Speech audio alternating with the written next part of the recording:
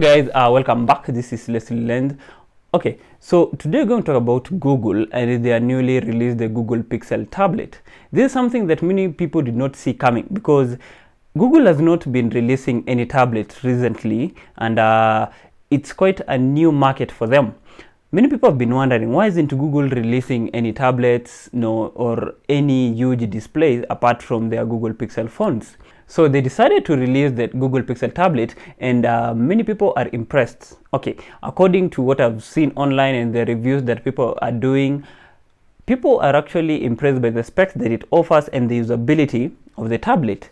So right to the specs is that it's not something that you'd expect to be so high-end, but at the same time it actually does what it's supposed to do. It's mainly meant to be used at home and not productivity as much or heavy usage. Among the main specs is that it carries an 8 gigs of RAM, 128 GB storage.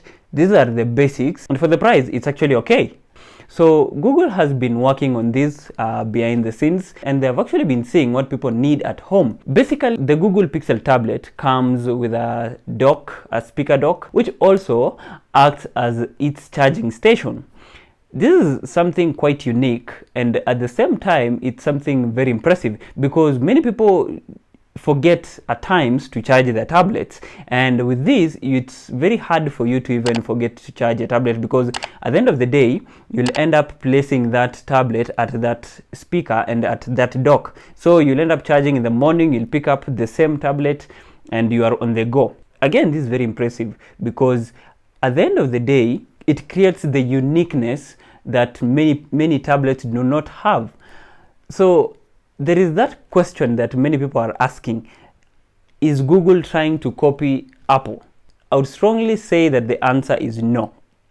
This is because if you look at the specs that Google is offering, it's something totally different from what Apple is offering on their iPads. Even in the presentation, Google said that what they're focusing on is the usability at home, mainly for you to check your emails, to watch videos, and to connect with family and friends, and at the same time for your kids to use at home. So if you look at all these specs and the usability of it, it's something completely different from what Apple is offering.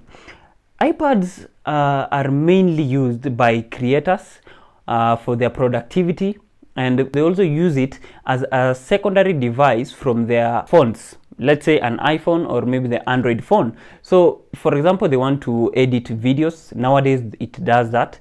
You want to edit your photos on Adobe Photoshop or Lightroom, it can do that, or any other software. It can handle all these huge softwares that you can work on your laptop. Again, one thing that you will notice is that Google did not release the tablet together with an external keyboard. This is something that Apple has been doing recently on the iPad lineup. When they do the same is now when you'd say that they're trying to copy Apple, but they didn't do that. They completely moved away from that and showed us that what they're trying to focus on is the usability at home. This is a device that you can use for your kids. This is a device that you can use maybe with your partner, and it also offers many profiles. You won't have the risk of using maybe opening apps and at the same time your kids accessing the same apps. For example, you're on social media and then they come and tap everywhere, maybe leaving comments and replying to people whom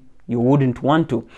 In short, messing up. So it has different profiles which you can open for your kids. They can use them comfortably, and that is something that is not there on iPads. So when you try to say that Google is trying to copy Apple, no. And I think these are some of the reasons that shows that. At the end of the day, Google is making a headway on the tablets, and this is one of the first steps that it's trying to do. So they're trying to tell us that this is the direction they're trying to take, and in the future, the next tablet will be something different. So the Google tablet is way more efficient, as we have seen. It's not a heavy-duty laptop. It's not a heavy-duty tablet, and at the same time, it's very cheap. Not that cheap, but also it's cost efficient. It's only $499, the complete set. That is the tablet complete with the charging station, that is the speaker, the docking station. This is something that many people can afford compared to the iPads, which are high-end and very expensive. So what we are looking for as consumers is something that is user-friendly and also one thing that can complete the task that we want to achieve. If it can do that, this is something that we're going to buy, especially if it's cost effective. And I would say that Google tried their best in this. Even the next tablet that they're going to release is going to be a good one, considering people had a positive response to the first one. Either way, we're going to see maybe improvements in the near future. For example, Samsung has been doing the same. It's an Android, and they've also been releasing their tablets, but they have not been getting so much attention because they're trying to release tablets that are a direct competitor to Apple. And at the end of the day, we know that many people, especially who are in the Apple ecosystem, would prefer an iPad to a Samsung tablet. So that is going to be a challenge to Samsung. Okay, I'll talk about Samsung in another video some other time. And also, I believe OnePlus also released one of their tablets recently, a few weeks ago, or is it a month? Yeah, it's barely a month. So they released the tablet, and many people say that they are trying to get a replica, or rather release a replica of Apple. I wouldn't dive deep into that. I'll actually do a video on the same after this.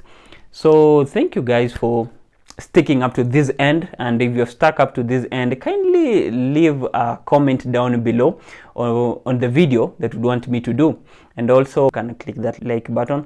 And as you can see, this is quite a very new channel, so I would really love if you would subscribe to it. Thank you very much, and see you next time.